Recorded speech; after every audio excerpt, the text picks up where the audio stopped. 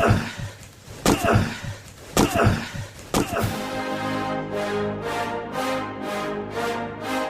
rolls out to the right, pitches off to Taylor, and Taylor's to the 20, down to the 15, down to the 10, 5, 4, 3, 2, 1. Touchdown, Billy Taylor! Touchdown, Billy Taylor!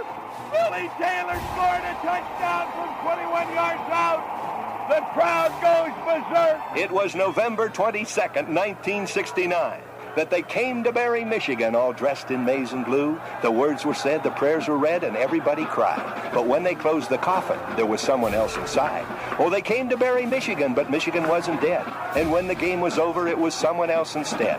11 Michigan Wolverines put on the gloves of gray, and as the organ played the victors, they laid Woody Hayes away. Under center is Wangler at the 45. He goes back. He's looking for a receiver. He throws downfield to Carter.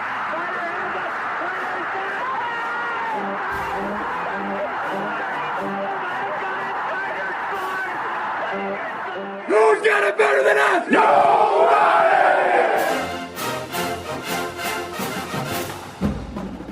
Welcome to the Michigan Man Podcast on Wolverine Sports Radio, a member of the V Sporto Network, and in partnership with SB Nation's Maize and Brew, for Wolverine fans from coast to coast. Go Blue and welcome to the show. I'm your host, Mike Fitzpatrick.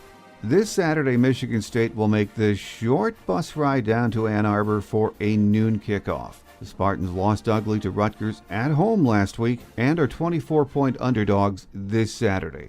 This week's guest on our visitors segment will be Graham Couch. He covers the Spartans for the Lansing State Journal.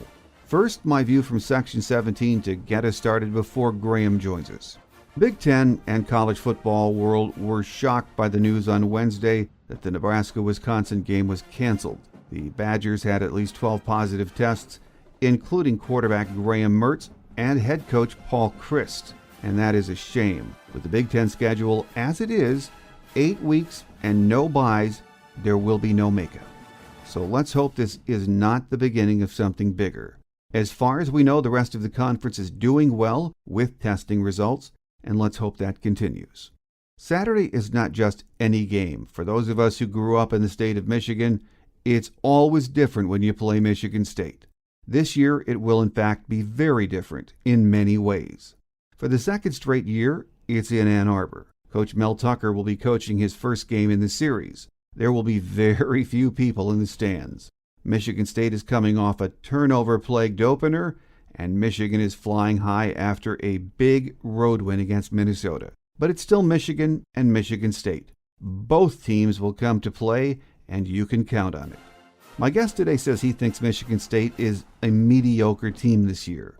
Could they pull the upset? As he said, anything's possible. But he doesn't see that happening this week.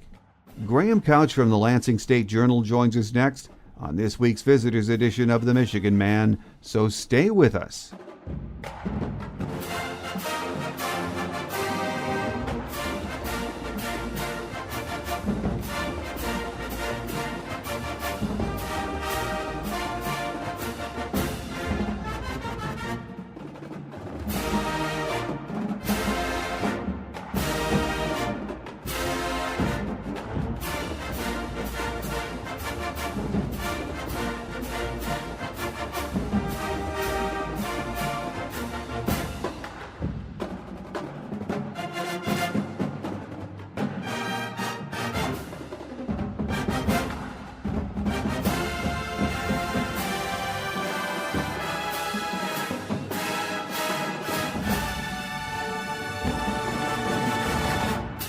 Here with us on our visitors segment this week to get to know the Spartans a little bit better and talk about what happened last week in East Lansing is sports columnist Graham Couch from the Lansing State Journal. Once again, great to have you back with us, Graham. Yeah, thanks for having me. Well, Graham, before we talk about that opener with Rutgers, I just wanted to spend a few minutes discussing first-year head coach Mel Tucker.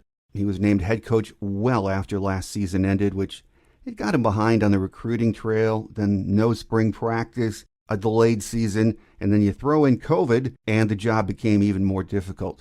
He has truly started out behind the eight ball in getting his program established, hasn't he? Yes, for sure. And I think in a normal year, the February start would not have impacted as badly, just because the recruiting classes tend to be done earlier. So Mark D'Antonio had left in